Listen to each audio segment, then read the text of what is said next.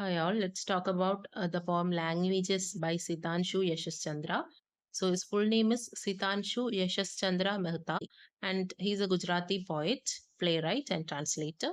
And he belongs to the period of modern Gujarati literature. And his signature style is surrealism. And he has won the Sahitya Academy Award for his collection Jatayu, poetry collection called Jatayu in 1986. And his mother tongue is Gujarati, and this poem is all about Gujarati language. So, in the first stanza, the very first line of the poem is that I have always liked her. Her means Gujarati language. So he says that he always liked this language, and then he mentions about the areas where they use the Gujarati people use their language while school admissions. To talk about the departure time of the state transport bus, to talk about vitamins and minerals, and to talk about the politics as well as to for gossips, for all these things they use this particular language, and in order to hear incessant melodies or songs they use this language. And he even compares Gujarati language to music. This language is like music for them. And he's also mentioning about a Bengali poem, Bonolata by Jiponananda Das in this stanza. So, in order to enjoy these poems, in order to recite and enjoy poetry and literature, they use this Gujarati language. And in the second stanza, he's mentioning the famous poet uh, Kavi Kant. So his real name is Manishankar Ratanji Bhatt, and he's known as Kavi Kant, and his poetry collection Purvalab. So Sitanshu Yashandra is he's saying that he was once he was reading this poetry collection by Kavi Kant called Purvalab, and he's also mentioning the kavalis, which is a type of devotional Sufi music, and about Anjani Geets, which this Kavi Kant has written. And Anjani Geets means a lyric in meter. So they he used to read all these works by Kavalis and Anjani Geets and poetries of Kavi Khan. And he's mentioning a particular line from one of his Kavi Khan's Anjani Geet, titled The Same Star in My Nightly Sky. And he's then saying that Gujarati language is sometimes funny or naughty because the particular line from one of Khan's poem, "Though bates me, dear father, though bates me," it's actually a line from Khan's poem, Kavi Khan's poem, one of his poems, and he converted to Christianity. And this poem is actually talking about this line is actually talking about the baptism, but in Gujarati, this phrase has got another meaning. It means somewhat like somebody cheated someone out of money. That's the Gujarati meaning.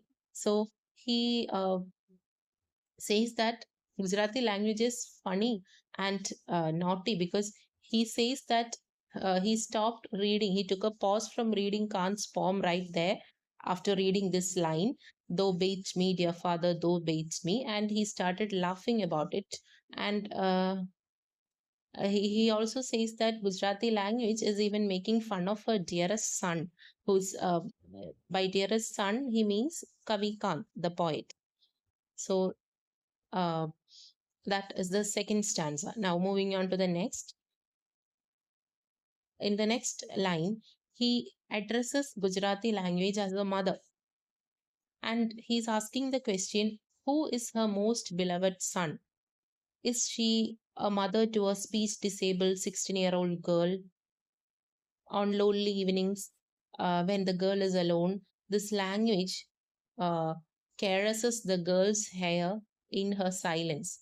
So, even in silence, the language is present with this girl. We should stay silent or we should stay quiet instead of continuously speaking. So, In order to feel the love of our mother tongue, sometimes it's good to remain quiet for some time. That's what he is trying to convey.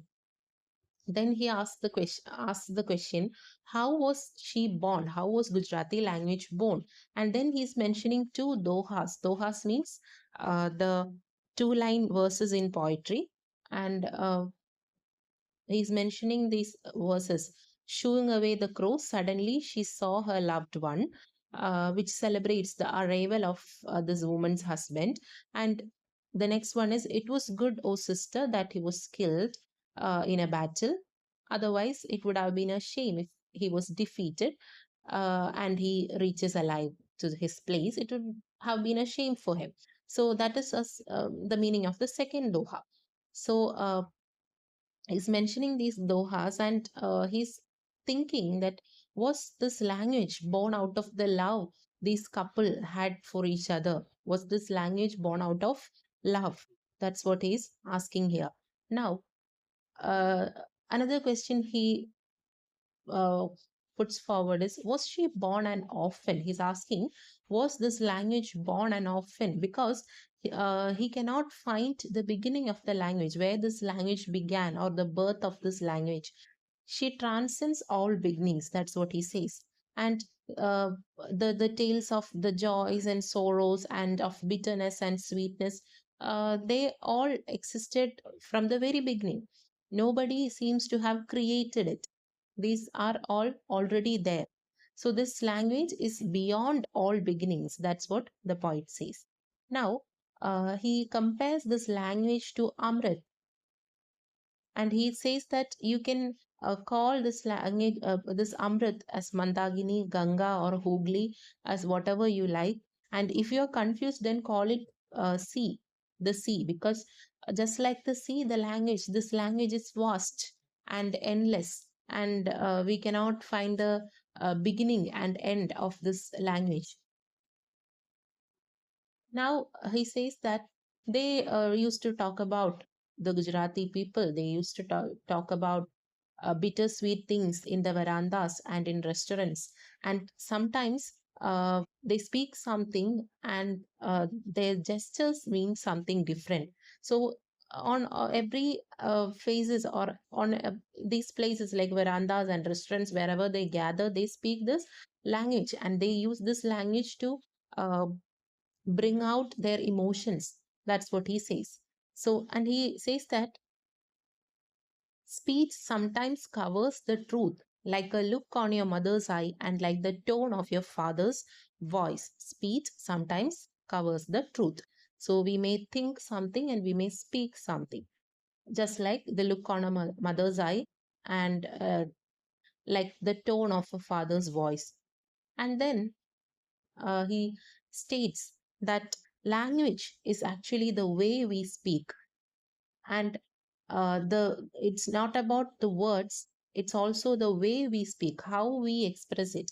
So that's why he said earlier that sometimes we speak something, and our just gestures can mean something else. So language is the way that we speak.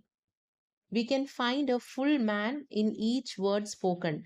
A man can reveal himself, or his true nature, or his character, through his speech, through the words that he used to speak. So that's what he means by saying that you'll find a full man in each word spoken. And just like the eyes of a child in the womb of a mother sparkles the mother's face, like a glow in a pregnant woman's face, a person's entire self can come out through his unfinished words. That's what the poet says. Now, he says that the linguists usually say that only man can speak, or man can use words to express their emotions, and the animals cannot. But according to Yashaschandra, the true humanity lies in listening to what is said as well as what is unsaid. We have to listen to what is said and unsaid. I am not like other poets. That's what he says in the next line. He says that I'm not the other poets who speak on the behalf of others. I don't want to be the voice of the voiceless people. I honor the silence of the people. They, if they choose to speak, be silent, then I honor that. speaking, keeping quiet uh, is also human nature. It's quite natural, and he respects their decision, these people's decision to keep quiet at some times. And he says that I'm not like other poets. I don't want to speak for you on behalf of you. I just respect your decision to be to keep quiet at times. And then he puts for the question, how is the Gujarati language brought up? And he mentions a mythological story, and there he actually means that what he's asking, that was Gujarati the necklace that was gifted uh, for man by the god, by the idol. The word idol here means god, idol. And was it a gift that God has given to mankind? And uh, that, and he also says that now the gift by language is a gift that is given by, that was given by God to man. And now recently the god has taken back this gift, or this the ability to speak, or the man is silenced right now. He has lost his words, his voice. Then he asks, who's speaking in Gujarati right now? If not man, if man is silenced, as I have said earlier, the man is silenced, right? If not man, then who's actually speaking Gujarati? And he gives us the answers. The TV, radio, printing press, they speak the language. They speak the language, but uh, unlike we speak with each other, with another person, these machines cannot see us. They just speaks. It's a one-way speech without any connection. They can only speak this language. They cannot give us, or they cannot see us or our reactions. So, and he says that the heart of men has failed, and the machines has took over the ability to speak from man. And in the last few lines, towards the end, he is asking the uh, fellow Gujarati people. Bhaka means fellow Gujarati. Bhaka Gujarati means fellow Gujarati people, to speak the language before the machines excommunicate or exile or banish them uh, from speaking this language. You start speaking this language. He's inspiring the people to speak in Gujarati language, or otherwise the machines will excommunicate them or exile them or banish them from speaking this language. So please start speaking in language, speak up. That's what he's asking the fellow human beings, the fellow Gujarati people. So uh, that's the summary of the poem. Hope you understood.